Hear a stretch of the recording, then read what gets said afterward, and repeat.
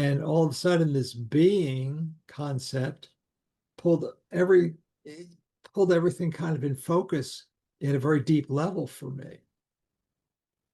And I don't really understand, nor do I need to, what's happening, but I know that there's deep stuff happening and there's healing happening inside me that, I was just stuck. It wasn't happening before.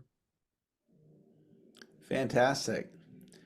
Yeah, I love what Thomas was sharing. Like Thomas, I've done a lot of personal development, many landmark courses, and the Tony Robbins courses, and many other courses. And this way of looking at it from a being standpoint has been different, new, unique, valuable. Gave me different insights, unlocked certain things in me, and I love sharing it with people.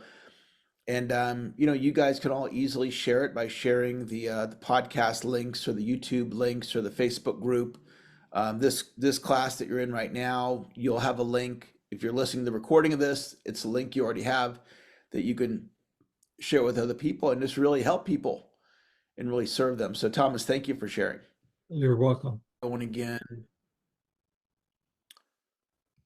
All righty. Share my screen. Okay, so I want to talk to you about a story that happened involving my daughter and I. As I mentioned, she's a junior at University of Arizona. This is going back to her senior year of high school. And it was 2 days before the start of her senior year. And I sent her a text and I asked her what time she was coming home. And she said, I'm going to stay with mom tonight.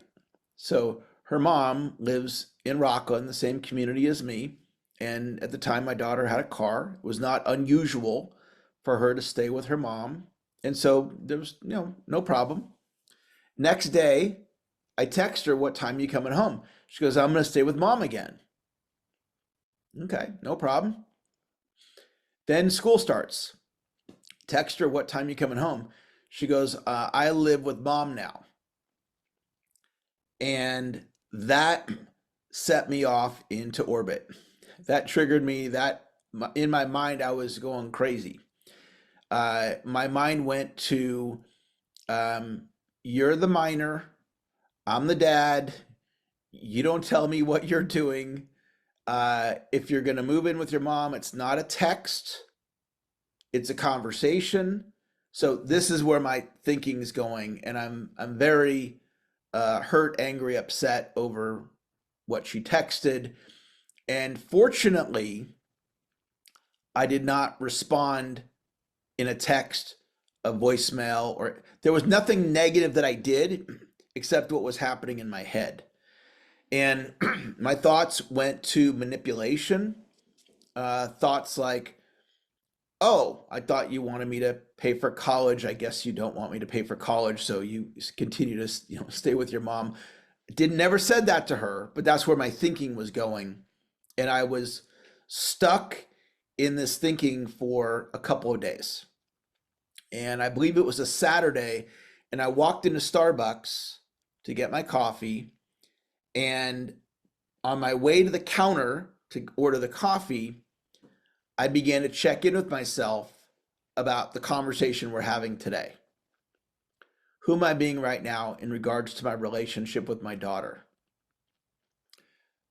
Hurt, sad, upset, angry, frustrated, etc.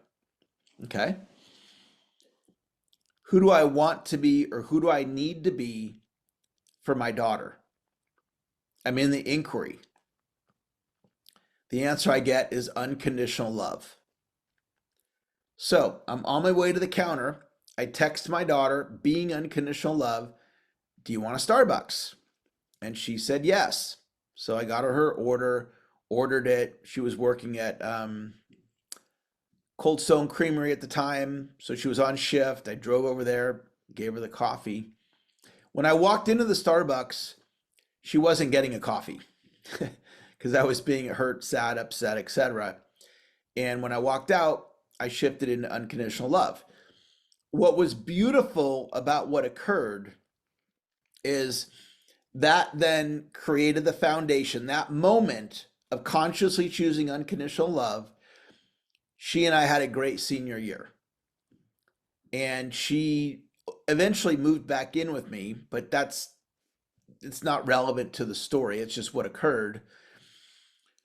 What shifted was I shifted into unconditional love. We never talked about it.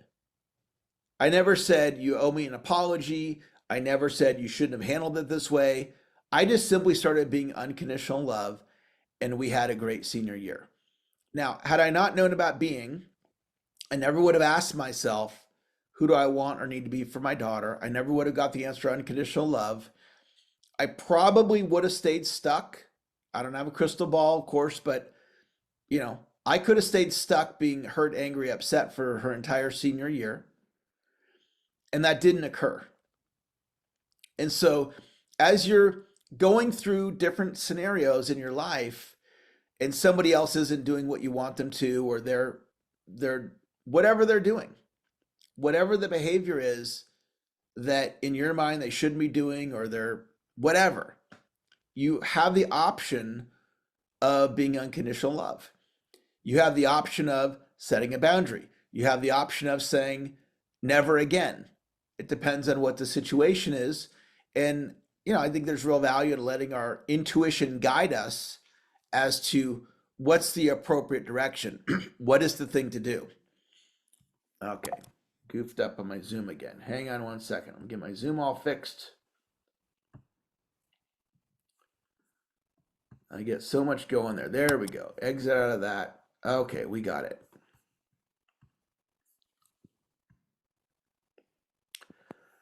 All right, now we're gonna get into some AI stuff. Now, having said that, not everybody's into AI. And so there's no requirement to use AI for the exercise that we're about to do. If you're willing to try it, and some of you are very comfortable with AI, if you're willing to try it, I think you'll be blown away at what gets created. I had a client do this the other day, and she told me it moved her to tears. It was so emotional for her from the information ChatGPT was giving her to help her have a breakthrough around what was holding her back. And so if we go back to the 87 rule, there's 87 different ways to look at something. So when something occurs, like my situation with my daughter moved out, she did it over text, she didn't have a conversation, right? One way of looking at it is that's the wrong way to handle it.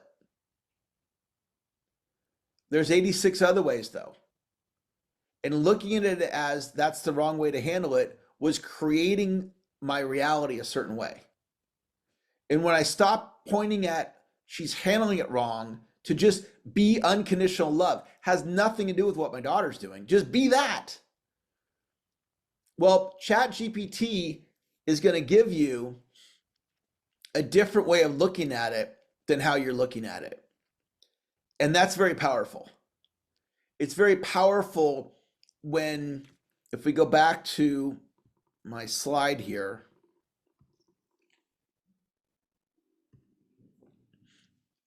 we tell looping stories about situations from our past.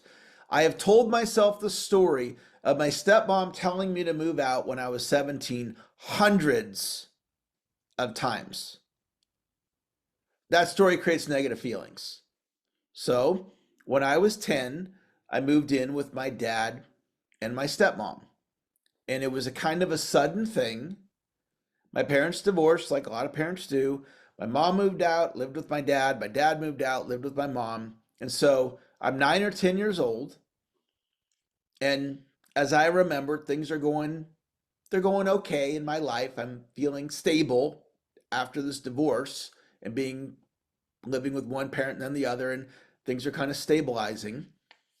And my mom says, I'm moving to Santa Cruz. Well, I was living in Marin County at the time, and Santa Cruz is 2 hours away. And so she offered me, "Do you want to move to Santa Cruz with me?" And I don't really know that a 9 or 10-year-old can make that decision. I was not going to move to Santa Cruz. Like in my mind, I don't know anybody there. And my sister was staying with my dad. So, my sister was living with me with my mom, and my sister chose to live with my dad. So I'll stay with my sister and live with my dad. Well, my dad was getting married, and he thought, I think, that my mom was going to raise my sister and I. So he's right about to get married, and all of a sudden, my mom says, "Hey, you got the kids." And in my experience of it, it wasn't like my dad was all excited about it. It was kind of like, oh, because he was planning this life with his new wife, who was 15 years younger than him. Not that that matters, but they were going to have their family together, and that was my dad's vision, which didn't really include me.